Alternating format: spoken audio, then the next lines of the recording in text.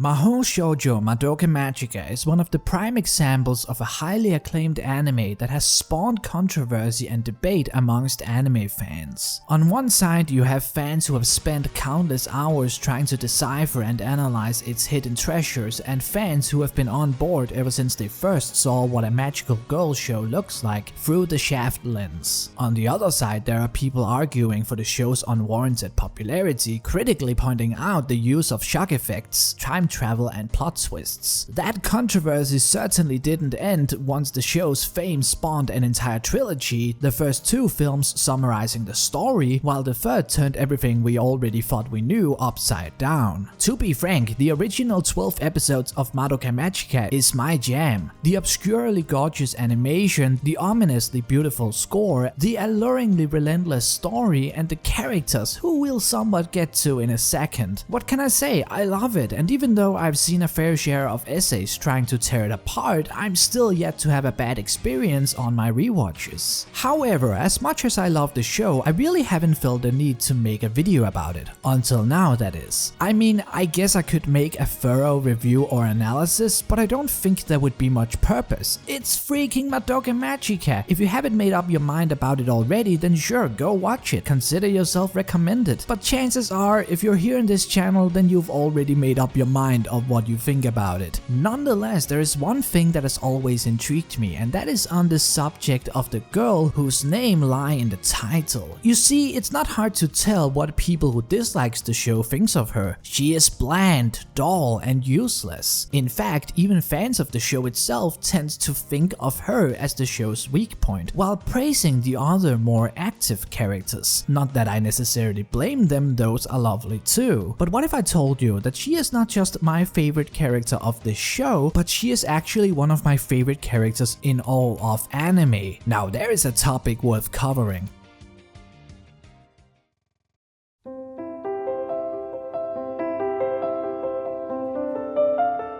I guess if I was put on the spot by my old English teacher, then I would call this a character analysis, but just don't hang me too much up on it. Before that though, there is a much more subjective thing that I think we should cover, and that is on the subject of likability. Let's face it, I cannot control whether or not you find Madoka likable. I happen to think her presentation is beyond enthralling. The way she fiercely wakes her mother up and further chats with her in the bathroom, showing us that they are basically best friends, and the way that she takes the role of the mature older sister when she eats with her family. Her respectable voice actresses in Japanese and English both does a lovely job at adding another believable dimension to her character as well. And don't you tell me that this animation of her tumbling around in bed isn't cute as hell. Anyway, let's get a bit nerdy. Madoka is the type of character that has certain traits and themes presented in the first episode that will resurface and reflect in her actions throughout the story. She is thoughtful, as shown by the way she adapts to her surroundings to let everyone be themselves. She is timid and indecisive, which is just easy words to throw at young adolescents who are kind of shy. It would be better to call her conscientious. This is seen in her behavior all throughout the show. Even when asked easy questions, she hesitates a bit to make sure that she gives the right answer, as shown by her reaction to Homura asking her if she treasures the life that she currently lives and if she considers her family and friends precious. She's also the only one to not judge Homura as the antagonist that everybody else is claiming her to be. The last poignant word describing Madoka is altruistic. I've already touched on the word in my video about Kobato, but I will cover it briefly. Altruism can be traced back to Stoicism, Judaism, and Christianity, and is investigated by several renowned thinkers throughout time. It's about being entirely unselfish and devoted for the welfare of others. It's a common theme within the series, and is also expressed by Madoka's best friend Sayaka early on in the series, where Sayaka is contemplating whether or not they are actually even worthy of being granted such powerful wishes. There are many examples of Madoka's altruistic behavior, but obviously the best is the wish that she ends up making. In fact, let's talk about that.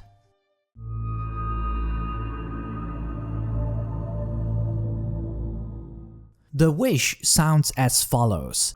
I wish I had the power to erase all witches before they're even born. Every witch, past, present, and future.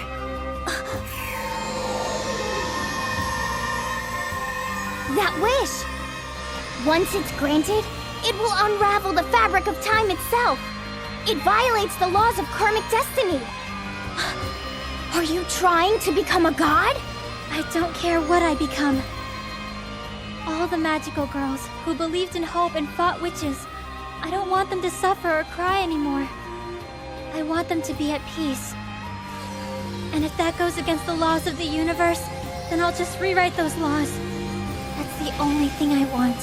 It's what I wish for. Let's begin by poking at the elephant in the room. After the anime's inception, there's been a fair amount of posts and videos pointing out how she could have made better wishes than she already did. As true as those posts may be, it's not an inherent flaw of the show. What some doesn't realize is that characters aren't supposed to always make the perfect decision or the one that you would have preferred them to make. Based on the observations made and the information given, Madoka's wish makes sense. It's noble, unselfish, thoughtful, and maybe a bit profound. What's funny is that she kind of approaches the wish like she would probably approach an essay that she would have to write in school. When she makes the wish, she experiences a vision before transcending. In this vision, she meets two people, Mami and Kyoko. Obviously, you could take the vision plainly and think of it as Madoka having an actual conversation with two people that she now has the power to meet, but I think it's more fun to look at the symbolic implications. Mami is explaining the mechanics of the wish to Madoka and the audience alike. Kyoko is giving her blessing. If we view this vision as a dreamlike rite of passage, then Kyoko and Mami represents different sides of Madoka. Mami represents the role model, someone who Madoka can look up to. Her expressing understanding for Madoka's wish is symbolic for Madoka's own acceptance of the wish. Kyoko is a bit different. She was the only magical girl besides Homura who have expressed a clear disdain towards the idea of Madoka becoming a magical girl. In turn, her blessing is important to Madoka's transformation. The scene is essentially Madoka proving how certain that she is herself that she is doing the right thing.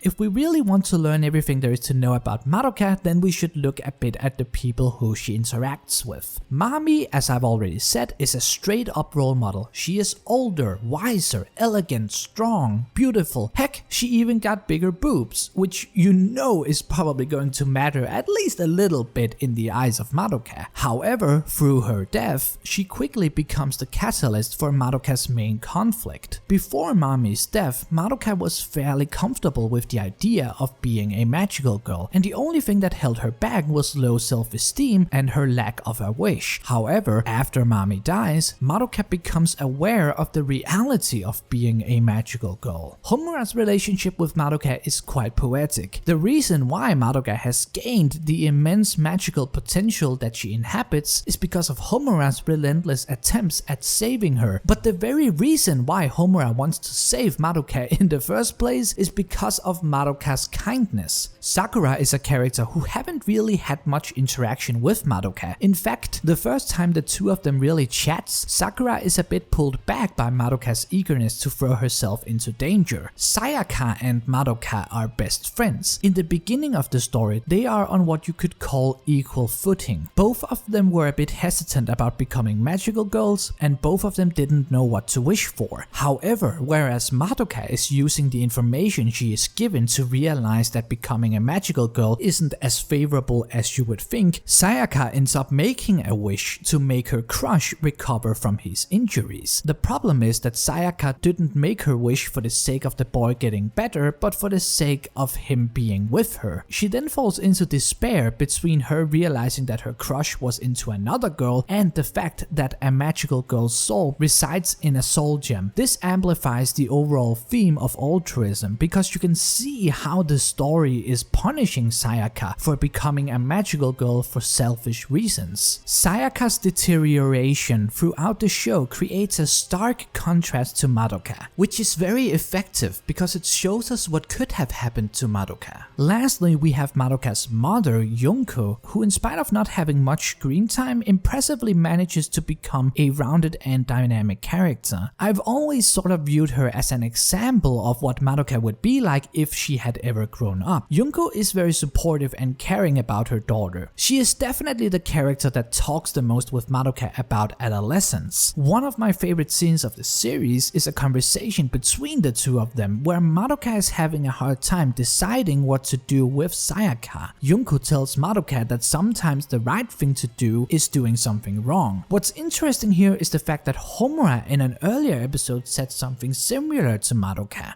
Remember this, and take it to heart. Sometimes kindness can lead to even greater tragedy.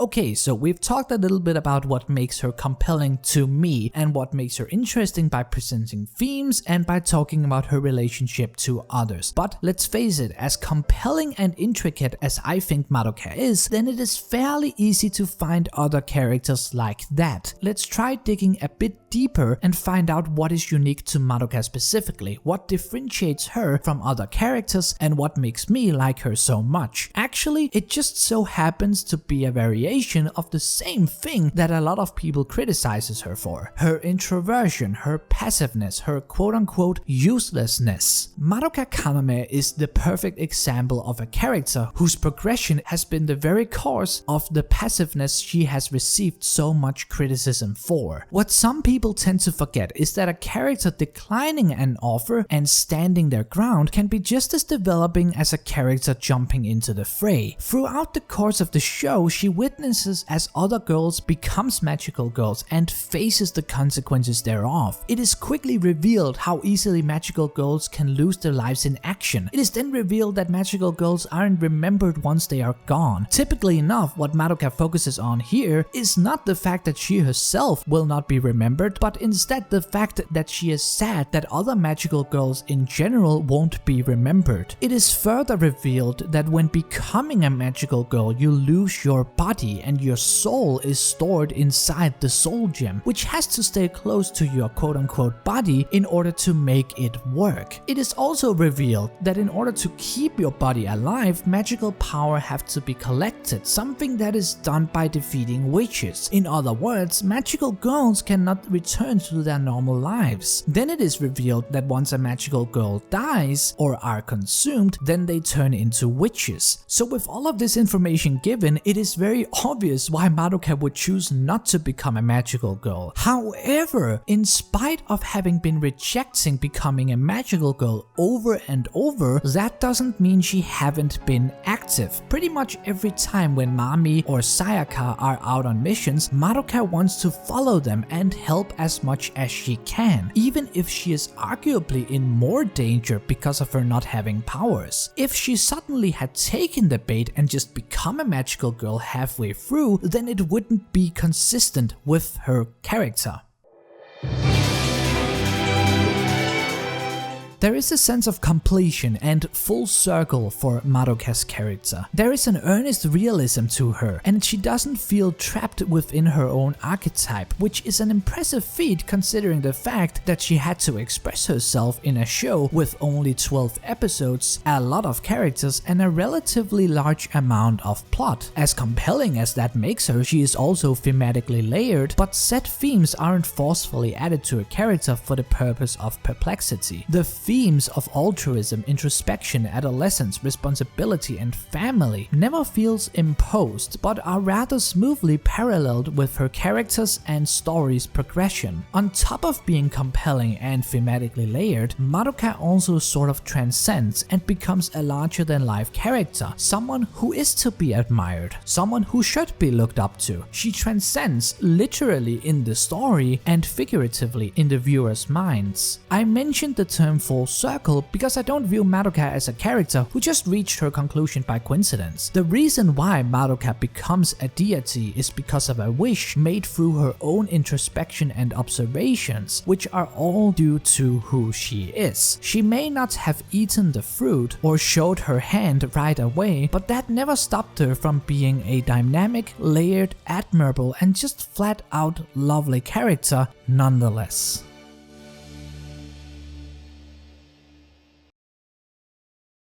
Wait, do you know who Madoka is? Is she some kind of anime character or something? I don't know. Maybe. I've heard that name before, but I'm not sure where. I must have met her somewhere. Maybe when I was out with Tatsuya. It's funny. I don't know why, but when I heard that name, I started getting all nostalgic. Madoka.